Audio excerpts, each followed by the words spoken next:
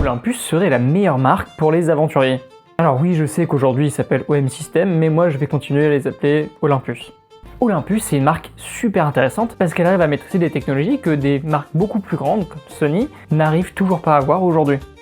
À l'époque où les réflexes pèsent un âne mort, Olympus arrive avec quelque chose de très sympa. On est en 1972 et Olympus sort le OM1. C'est le boîtier le plus compact et léger au monde à l'époque.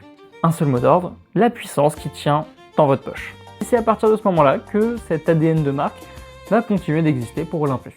En 2009, ils sortent le PenE P1. C'est l'appareil qui a rendu les hybrides beaux. Olympus utilise ce style rétro bien avant que Fujifilm en fasse sa marque de fabrique. Avant qu'on aille plus loin, n'hésitez pas à me dire ce que vous pensez de la marque Olympus dans les commentaires. Au final, on en parlait juste avant, mais en 2021, la partie photo est rachetée et maintenant ça s'appelle OM System. Et ça peut se comprendre parce que aujourd'hui Olympus c'est un nom un peu vieillissant de la photo. Changer de nom c'est quelque chose qui se fait assez en marketing et en général en branding quand on veut changer l'image de sa marque. Olympus peut se vanter d'utiliser des technologies que d'autres marques n'ont même pas.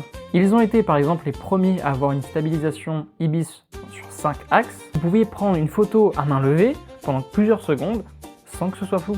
À l'époque, personne faisait ça. Autre point, la tropicalisation. La tropicalisation, beaucoup de boîtiers aujourd'hui en ont une. Mais Olympus, ils sont IP53.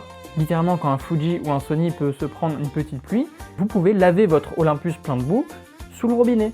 Dites-vous qu'ils ont fait tout ça avec un capteur micro 4 tiers. Ça fait cette taille. Comparé à un plein format, vous voyez que c'est extrêmement petit. C'est le capteur le plus petit que vous pouvez avoir dans un appareil photo. Alors qu'est-ce que ça change ?